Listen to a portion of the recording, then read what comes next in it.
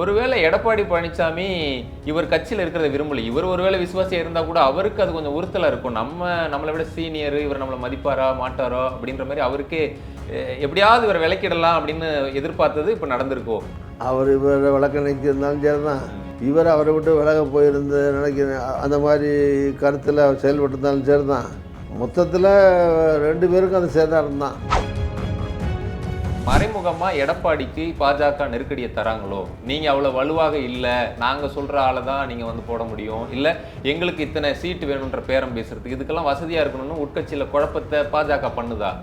சூழ்ச்சியாக செயல்படலாம், தந்திரமாக செயல்படலாம், நாகரிகமாக சொன்னால் ராஜதந்திரமாக செயல்படலாம், குறைச்சி சொன்னால் சூழ்ச்சியாக தந்திரமாக செயல்படலாம். எப்படி செயல்பட்டாலும் அதிமுகவை அழிக்கிறதுனால தேர்தலை பொறுத்த வரைக்கும் அதில் பிஜேபி வந்து பெரிய லாபம் அடைய போகிறது. அதிமுகவை ஒழிச்சிட்டு இவங்க நினைக்கிறபடி யாராவது ஒருத்தரை கொண்டு வந்து அவர் கையில் சின்னத்தை கொடுத்து அவர் கையில் கட்சியை கொடுத்து 3-4 மாதத்தில் மந்திரத்தில் எல்லாம் பண்ண முடியாது. இப்போ செங்கோட்டையன் தூக்கி ரெட்டலையை கொடுத்துட முடியுமா? டிசம்பர் இறுதியில் இல்லை ஜனவரியில் ஒரு மாற்றம் நடக்கலாம், இல்லைன்னா கட்சி சின்னத்தை முடக்கிறதுக்கான வேலைகளை கூட பாஜக பார்க்கும். சின்னத்தில் ரெட்டலையும் முடக்கிட்டு 2 கோஷ்டியாக 2 பேரையும் பிரித்து விட்டுட்டு ஏதோ ஒரு கோஷ்டியோட பிஜேபி அலையன்ஸ் போட்டு தேர்தலில் நின்னாங்கன்னா எங்கள் கூட்டணி 234லையும் ஜெயிச்சிடும்.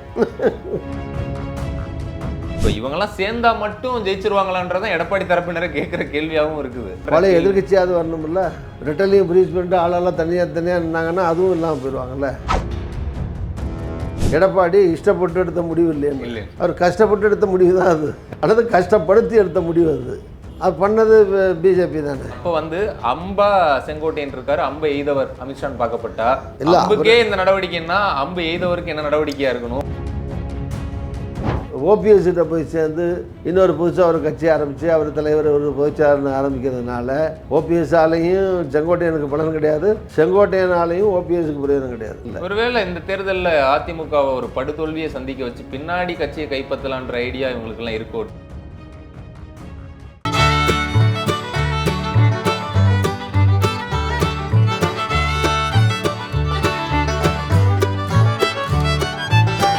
செங்கோட்டையனை ஒரு சிறந்த விசுவாசியா சொல்றாங்க, நீங்க பார்த்திருப்பீங்க. ஆரம்ப காலத்துல இருந்து எம்ஜிஆருக்கு ரொம்ப விசுவாசியா இருந்தாரு, ஜெயலலிதா அவர்களுக்கு விசுவாசியா இருந்தாரு, சசிகலா அவர்களுக்குமே விசுவாசியா தான் இருந்திருக்காரு.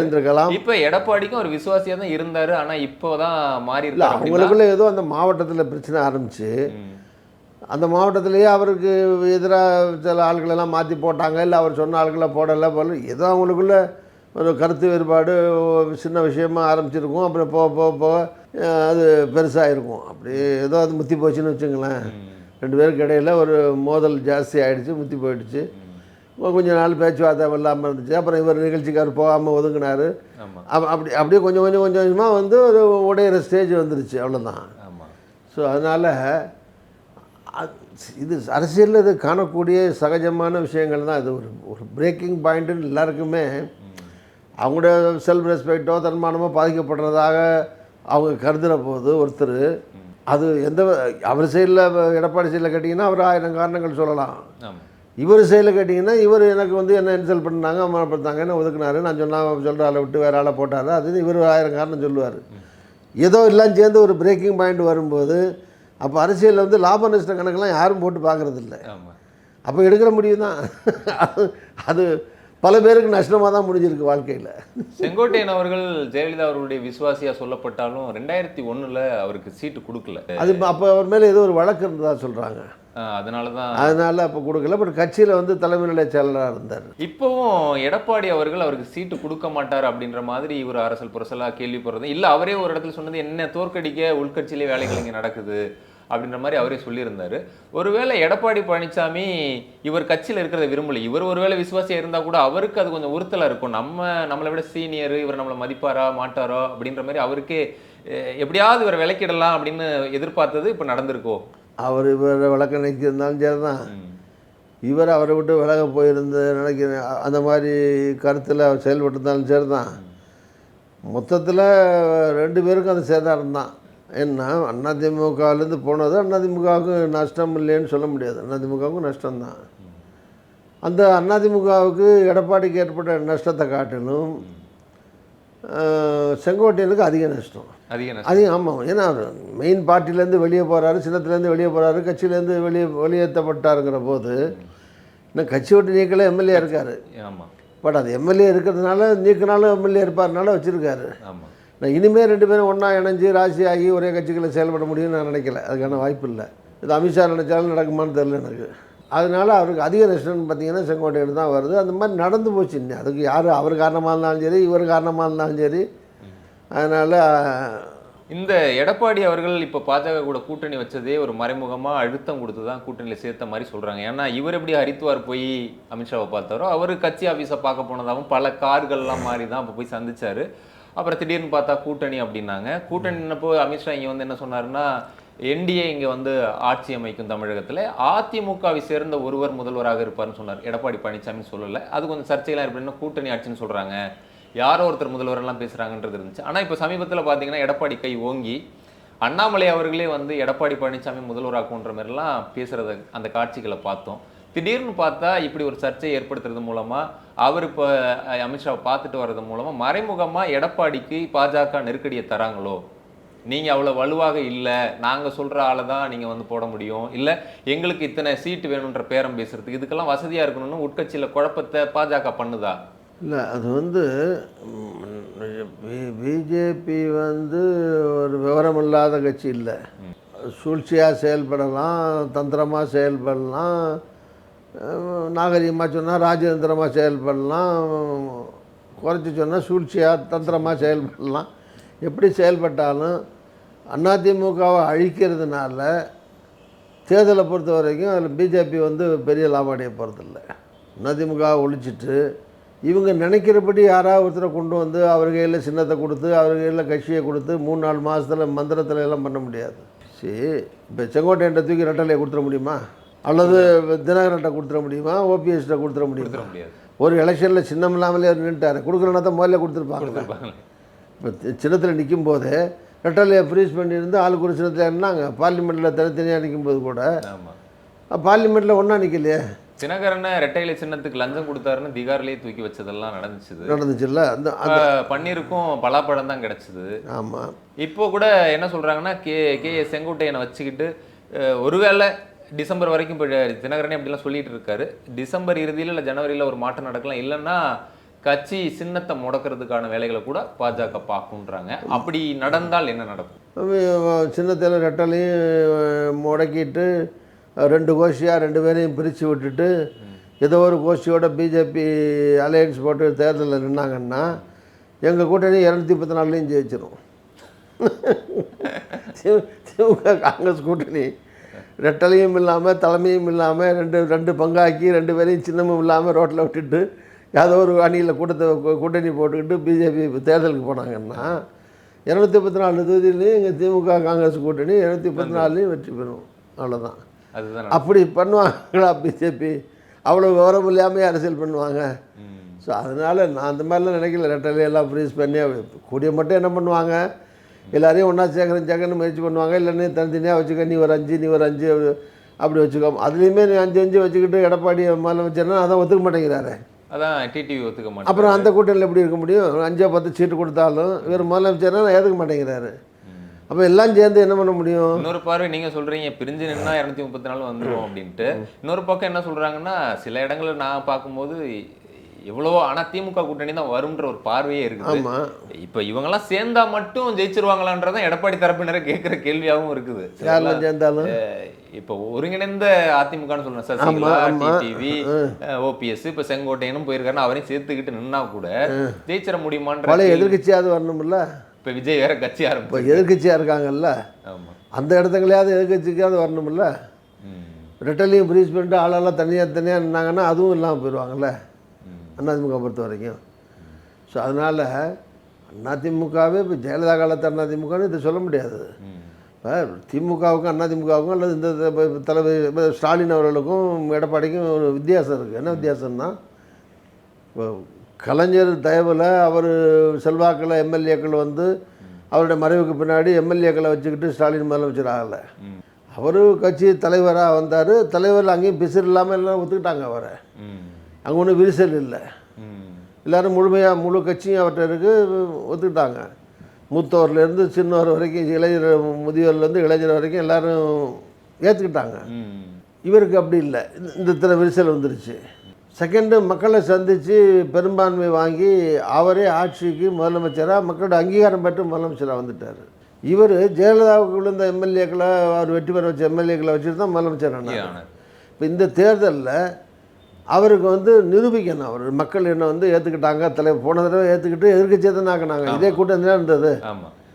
இப்போ அதுக்கு இடையில 5 வருஷம் அவங்க என்ன நினைக்கிறாங்க, கூட்டணி கூட இல்லை, தலைமை இல்லை, அதுலேயே உடச்சல்லாம் வந்துருச்சு. பாமக எங்க இருக்காங்கன்னு தெரியல, தேமுதிக வரமாட்டாங்கன்னு தோணுது. அப்படிப்பட்ட சூழ்நிலையில் இப்போ என்ன பலம் அவங்க என்ன எதிர்பார்க்குறாங்கன்னா 5 வருஷம் ஆட்சி இருந்தது. 5 வருஷம் ஆட்சி திமுக இருந்ததுனால தமிழ்நாட்டு வரலாற்றில் 5 வருஷம் இருக்கிற கட்சி திருப்பி வாரதில்லை மாற்றி மாற்றி வந்துச்சு. அது மாதிரி 5 வருஷம் ஆட்சி இருந்ததுனால யதார்த்தமாக ஆட்சிக்குன்னு மக்களிடத்தில் ஒரு அதிருப்தி இருக்கும். அந்த அதிருப்தியை பயன்படுத்தி நம்ம ஆட்சிக்கு வந்துடலாம். அப்படி அதுதான் கணக்கு. ஸோ அப்படி இல்லை. இப்போ ஜெயலலிதாவே ஆட்சியில் 5 வருஷம் திருப்பி 2வது வரலையா? அதுவும் நடந்திருக்கு. அதனால் இப்போ ஆட்சியில் வந்து இப்போ 10 நாள் டூர் போனார். 15,000 கோடி தேர்தல் 3 மாதம் தான் இருக்குது. 15,000 கோடி ஒரு 25 ஒப்பந்தம் போட்டு வந்திருக்காரு. ஒரு 17,000 பேருக்கு வேலை கிடைக்கும் அப்படிங்கிற நம்பிக்கையோட ஒப்பந்தம் கொண்டு வந்திருக்காரு. இதெல்லாம் மக்கள்கிட்ட வந்து நாள் நெருங்க அவர் அரசியல் ரீதியான ஆட்சி ரீதியான நடவடிக்கைகள் மூலமாக கூட்டணியும் வலுப்படுத்தி ஸ்திரமாக வச்சுக்கிட்டு விரிசல் இல்லாமல் நல்லா பண்ணிட்டு தானே இருக்கார் அவர். இவங்க இவ்வளவு பிரச்சனைகளையும் வச்சுக்கிட்டு கூட்டங்கள் வந்து இப்போ விஜய் கூட்டம் போட்டார், 1 லட்சம் வந்துச்சு, 4 லட்சம் வருது, 3 லட்சம் வருது. இவர் போகிறாரு, 10,000 நிற்கிறாங்க, 20,000 நிற்கிறாங்க, லட்சம் கூட நிற்கட்டும். தமிழ்நாட்டில் 6.5 கோடியில் வாக்காளர்கள் இருக்காங்க. 10 லட்சம் பேரை கூட்டி 10 லட்சமும் ஓட்டு போட்டாலும் மீச்சம் 6 கோடி வச்சு இருக்கு. அதனால் 6 கோடி பேரையும் திருட்டி வச்சு யார் கூட்டம் போடுறா? இப்போ நாங்கள் கூட தான் திருநெல்வேலியில் கூட்டம் போட்டோம் 50,000 பேர். இந்த 50,000 ஓட்டு போட்டாலும் போதுமா? ஒரு இடத்துல 50,000 1 லட்சமோ தரேன்ட்டா அது வந்து பெரிய கூட்டம் தான் எங்களுக்கு. இப்போ நாங்களும் வந்து 5 லட்சம் பேர் கூட்டினாங்கன்னு சொல்லலாம். ஒவ்வொரு தொகுதியிலையும் அது ஓட்டாக மாறணுமே. ஒரு தொகுதியில் எத்தனை பேர் இருந்திருப்பாங்க? 2 லட்சம் ஓட்டில் 1000 பேர் 2000 பேர் வந்தாலே 2 லட்சம் ஆச்சுல. 234 தொகுதியிலையும் தொகுதிக்கு 1000 பேர் வந்தாலே 2 லட்சம் ஓட்டாச்சு. 2,34,000 2 வந்தால் 4 லட்சம் வச்சோம். ஸோ இதை வச்சுக்கிட்டு ஆட்சிக்கு வந்துடும் 2 லட்சம் கூட்டினா 3 லட்சம் கூட்டினாங்கிறதெல்லாம் வந்து அதனால் இப்போ இருக்கிற சூழ்நிலையில் வந்து எங்களுடைய கூட்டணி ஸ்ட்ராங்காக இருக்குது, பலமாக இருக்குது. அதை வந்து பிஜேபி வந்து மிச்ச காலங்களில் அவங்க எப்படி ஆப்ரேட் பண்ண போகிறாங்கிறத பொறுத்து இருக்குது. அதிமுகவே முழுமையான அதிமுகவா, சின்னத்தோடு இருக்கிற அதிமுகவா, எடப்பாடி அப்படியே அந்த கூட்டணியில் வச்சுட்டு கொண்டு போக போகிறாங்களா? இல்லை இந்த மாதிரி இன்னமும் இப்போ நீங்கள் ஜெயலலிதா போய் சேரன்னு வச்சுங்க, அந்தம்மா ஒருத்தர் கட்சி இதே செங்கோட்டையின கட்சி நீக்கிறதுக்காக வச்சுக்கோங்க. செங்கோட்டை அடுத்த நாள் காலையில் டெல்லிக்கு போய் அமித்ஷாவை பார்க்க போனால் ஜெயலலிதா அங்கே போய் சேரா இருந்தால் அமித்ஷா பார்த்துருப்பாரா? இப்போ அந்த கேள்வி நீக்கின தலைவரை பார்த்தாங்கன்னா அந்த அம்மா அடுத்த நிமிஷமே இன்னும் என்ன அறிக்கை விட்டுருப்பாங்க, கூட்டணி உடைந்தது. இல்லை இப்போ அந்த கேள்வி தான் சார் வருது. இப்போ என்னன்னா இவர் வந்து ஒரு ப்ரெஸ் மீட் வச்சதுக்கு அடுத்த 24 மணி நேரத்துக்குள்ள நடவடிக்கை எடுத்திருக்காரு, டிசிப்ளின் ஆக்ஷன் எடுத்துட்டாரு. ஆனா அப்படி இங்க டிசிப்ளின் ஆக்ஷன் எடுத்த ஒருத்தரை உடனே அவர் வந்து அதுவும் ஹரித்வார் தான் போறாரு, திடீர்னு பார்த்தா உள்துறை அமைச்சரை பாக்குறதுக்கு அனுமதி கிடைக்குது அப்படின்னு சொன்னா இது உட்கட்சிக்குள்ள ஒரு பூசலை ஏற்படுத்துற மாதிரி இருக்குது தானே. அப்ப வந்து அம்பா செங்கோட்டையன் இருக்காரு, அம்பை எய்தவர் அமித்ஷான் பார்க்கப்பட்டா அம்புக்கே இந்த நடவடிக்கைன்னா அம்பு எய்தவருக்கு என்ன நடவடிக்கையா இருக்கணும்? இல்ல அவர் என்ன சொல்லுவார் அமித்ஷா கேட்டீங்கன்னா, கட்சி ஒன்றா இருக்கணும், நீங்கள் ஏதோ கோதாவங்களில் நீங்கள் நடவடிக்கை எடுத்துட்டீங்க, அவர் வந்தார் பார்க்கணுன்னாரு, பார்த்தேன், உங்களோட சேர்ந்து ராசியாக இருங்க, ஒன்றா இருங்க, பஞ்சாயத்து பண்ணுறதுக்கு தான் கூப்பிட்டேன், ராசியாக இருங்கன்னு பண்ணுறதுக்கு தான் கூப்பிட்டேன் அப்படின்னு சொல்லுவார். அதை மீறி ஜெயலலிதா இல்லை எடப்பாடி கோச்சுக்கிறதுக்கு, அதில் ஜெயலலிதா இல்லை எடப்பாடியார் வந்து உடனே நாங்கள் கூட்டணி விட்டு வெளியே போகிறோன்னு சொல்கிறதுக்கு. நீங்கள் சொல்கிற மாதிரி ஏற்கனவே வந்து எம்பி எலெக்ஷனில் கூட்டணி போட்டாலும் சில இடங்களில் அதையும் இதையும் கூட்டினீங்கன்னா அரசியலில் 2-2-4ன்னு சொல்ல முடியாது. அப்படியே கூட்டுறதா வச்சுக்கிட்டா கூட இப்போ சில இடங்களில் வந்து ஜெயிக்கிறதுக்கான வாய்ப்பு இருந்திருக்கும், 2 சேர்த்துருந்தான். அதெல்லாம் விட்டு இப்போ எம்எல்ஏக்கு போய் கூட்டணி போடுறது நிர்பந்தம். அவருக்கு ஒரு அது வந்து கட்டாயமே இல்லை. இது வந்து யாருக்கு சாதாரண சின்ன பிள்ளைய கூட தெரியும், எடப்பாடி இஷ்டப்பட்டு எடுத்த முடிவு இல்லைன்னு. அவர் கஷ்டப்பட்டு எடுத்த முடிவு தான் அது, அல்லது கஷ்டப்படுத்தி எடுத்த முடிவு அது. அது பண்ணது பிஜேபி தானே. அதே மாதிரி சார் இங்கே பார்த்தோம் அப்படின்னா ஒரு ஃபைட் பண்றாங்களே தவிர ஸ்ட்ராங்கா இன்னும் அந்த தர்மயுத்தம் கூட பாத்தீங்கன்னா அவர் துணை முதல்வர் ஆனதுக்கு பிறகு அதை கண்டுக்கல. அப்புறம் இரட்டை தலைமை மெல்ல இவர் வந்து நகர்த்திட்டாரு. இப்போ கூட என்டிஏல இருந்து வெளியில வந்துட்டோம். செப்டம்பர் 4ஆம் தேதி மதுரையில பெரிய மாநாடு போடுறேன்னு சொன்னாரு. செப்டம்பர் 4 முடிஞ்சு இப்ப தேதி 9, 10 ஆயிடுச்சு. ஓபிஎஸ் இன்னும் மாநாடு போடல. அப்புறம் தொண்டர்களை போய் ஊர் ஊரா பார்க்க போறேன்னு சொன்னாரு.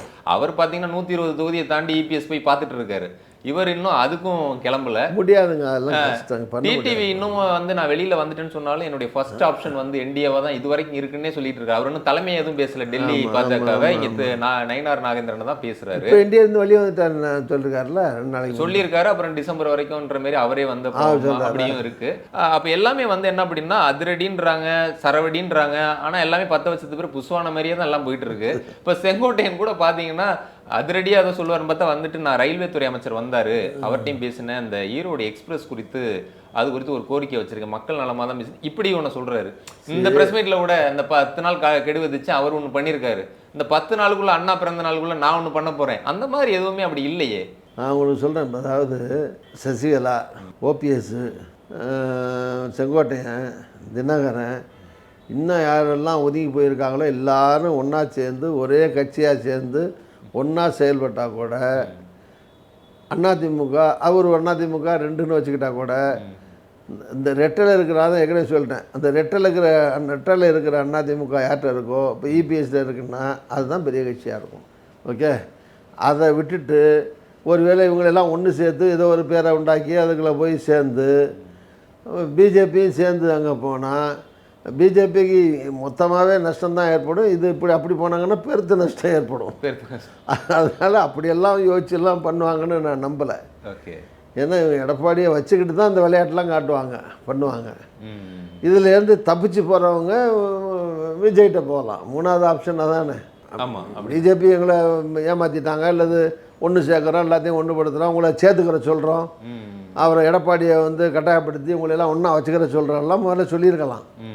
இப்போ அதை இல்லை, அப்படி நடக்க மாட்டேங்குது, இவர் பிடிவாதமாக யாரையும் சேர்த்துக்க மாட்டேங்கிறாருன்னு ஒரு சூழ்நிலை வந்த பிறகு தனியாக இருந்து என்ன பண்ண கஷ்டம், தனியாக நிற்க முடியாது. அப்போ ஏதோ ஒரு கூட்டணி போடணும். திமுக அலைன்ஸும் வர முடியாது, வந்தாலும் நாங்கள் கொடுக்குறதுக்கு சீட்டு கிடையாது. அதனால் அப்போ ஒரே ஆள் சீட்டு கொடுக்குற ஆள் விஜய், தனியாக போனால் விஜய் நாங்கள் தான் போகணும். எடப்பாடி அவர்களுக்கு இதுக்கு முன்னாடி பார்த்தோம் அப்படின்னா சவுத்தில் தான் கொஞ்சம் முக்குளத்தூர் வாக்குகள் இல்லாமல் இருந்துச்சுன்னு சொல்லிட்டு இருந்தாங்க. அது டிடிவி, சசிகலா, ஓபிஎஸ் இதனால கொஞ்சம் பாதிப்புகள் இருக்குது அப்படின்னு சொல்லிட்டு இருந்தாங்க. இப்போ பார்த்தா பாஜகவுடைய தலைமை மாறி இருக்கு, நயினார் நாகேந்திரனை போட்டிருக்காங்க. பாஜகவும் அதிமுகவும் இருக்கும்போது கொஞ்சம் அங்கே சரி பண்ணிடலாம் அப்படின்ற மாதிரி ஒரு சூழல் இருக்குது. அதனால அங்கேருந்து வர கோரிக்கைகளை கூட அவர் புறந்தள்ளலாம்.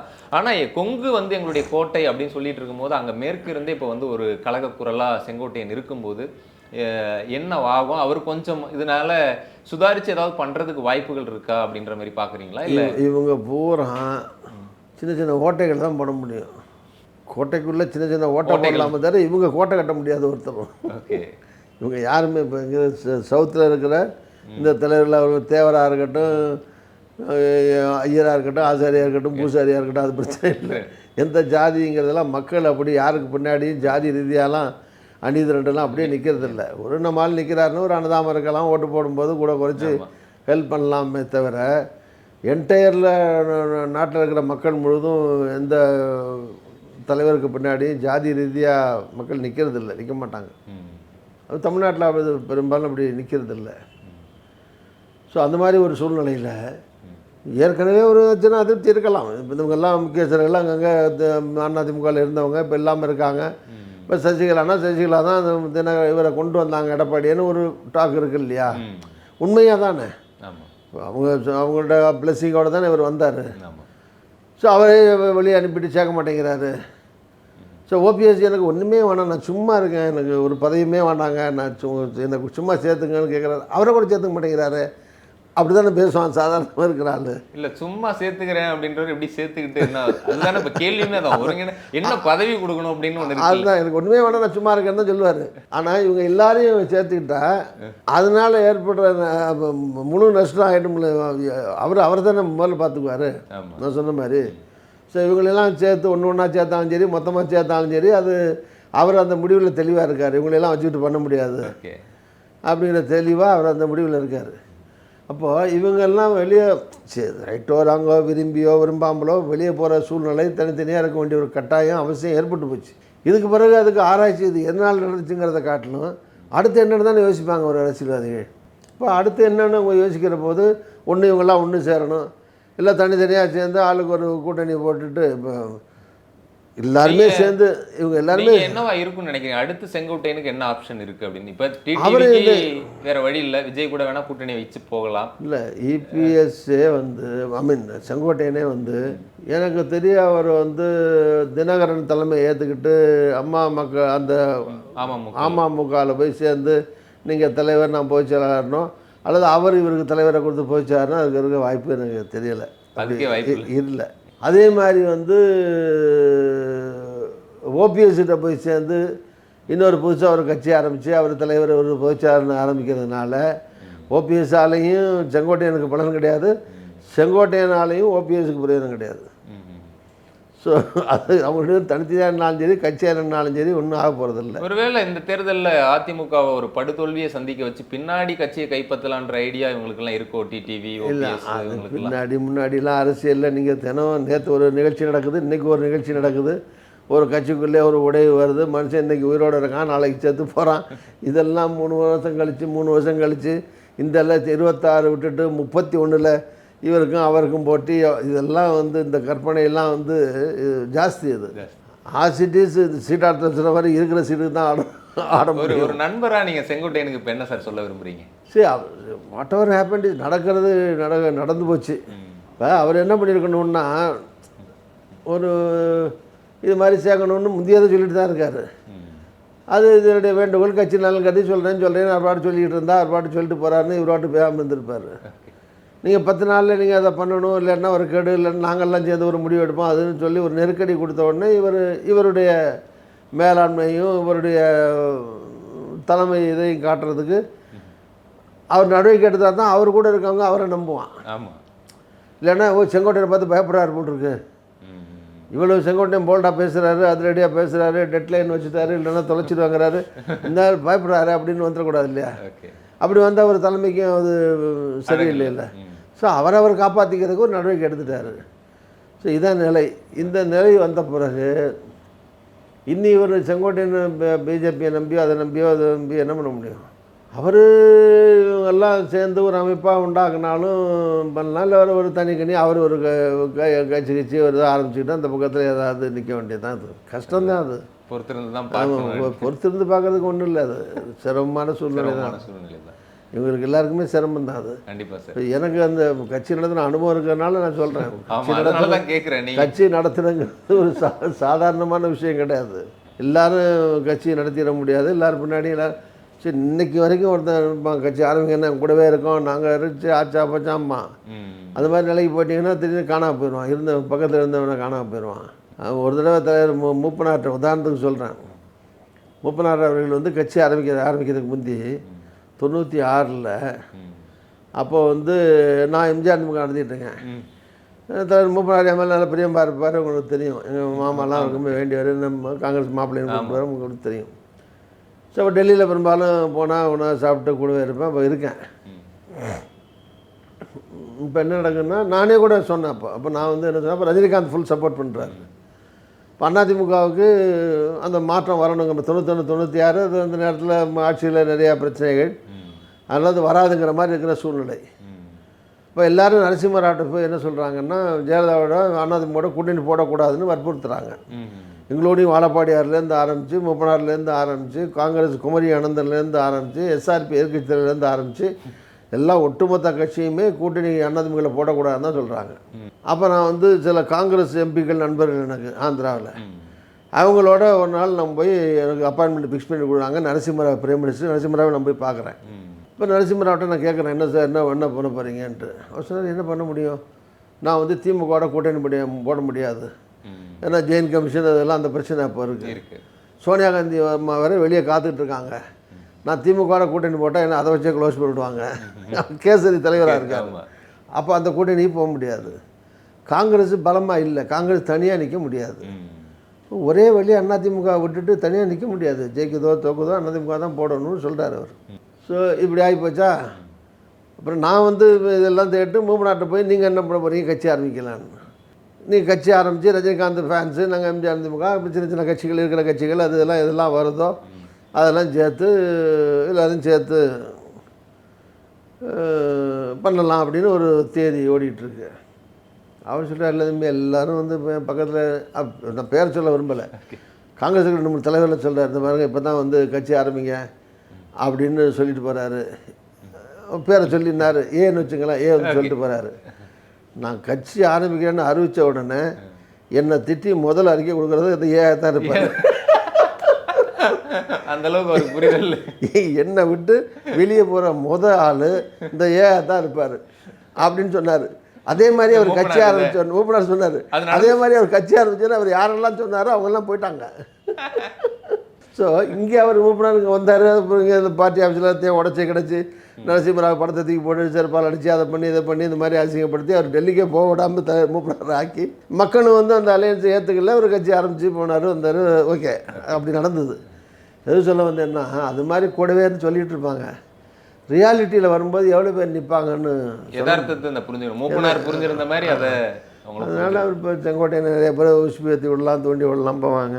இப்போ என்கிட்டே நான் பாட்டுக்கு ஜெயலலிதா சேர்ந்த பிறகு நான் தான் அந்த மாதிரி 96 தோத்துட்டாங்கன்னு நான் தான் ஜெயிச்சிட்டேன்.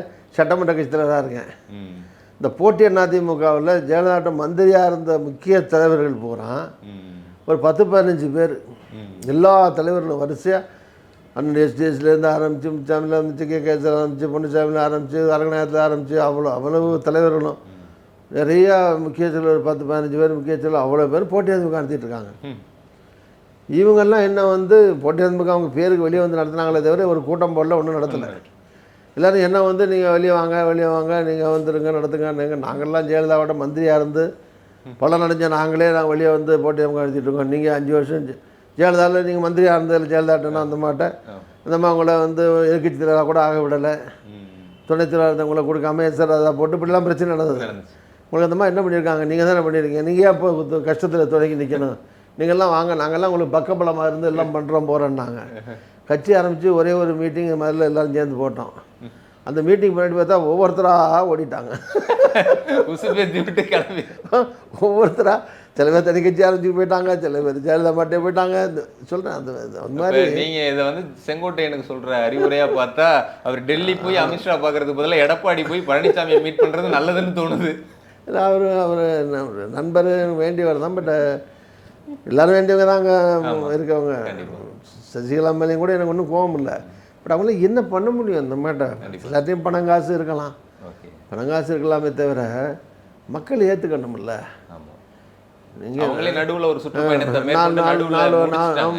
கம்ப்ளீட் பண்ண முடியாமல் போயிட்டு நீங்கள் வந்து 4 வருஷம் வந்து ஜெயிலுக்கு வேறு போய்ட்டு வந்தாச்சு, வயசும் ஆகிட்டுருக்கு. இருக்கிற பணம் காசை வச்சுக்கிட்டு உடம்ப பார்த்துக்கிட்டு சௌக்கியமாக நல்லபடியாக இருக்கிறத விட்டு வேறு வழியெல்லாம் பண்ணி ஒன்றும் பண்ண முடியாது, கஷ்டம் அது. கண்டிப்பாக சார். நீங்கள் பல பேர் செங்கோட்டையன்ட்ட பேசியிருப்பாங்க, ஆனால் இந்த இன்டர்வியூ பார்த்துருந்தா உங்கள் நண்பர் செங்கோட்டையன் அவர்களுக்கு இது அவருக்காக நான் வந்து என்ன அனுதாபப்படலாமே தவிர அவர் வெளியே வந்துட்டார். ஏதோ அவருடைய சர்வேவலுக்கு அவருக்கு எது பிடிக்குதோ, ஏதோ ஒரு கட்சியில் சேர்றதோ 2 பேரோட சேர்றதோ தனியாக பண்ணுறதோ ஏதோ ஒரு காம்ப்ரமைஸ் ஆகிறதுக்கு வாய்ப்பு இல்லைன்னு நான் நினைக்கிறேன். நான் ஏதாவது ஒரு பண்ணித்தானே ஆகணும், அவங்க சர்வைவலுக்காக ஏதாவது பண்ணித்தான் ஆகணும். பாவம், அவருக்கு வாழ்த்துக்கள், அவ்வளோதான். கண்டிப்பாக சார். பல்வேறு விஷயங்களை பகிர்ந்துக்கிட்டீங்க. குமுதம் சார்பாக மிக்க நன்றி சார். ஓகே, வணக்கம்.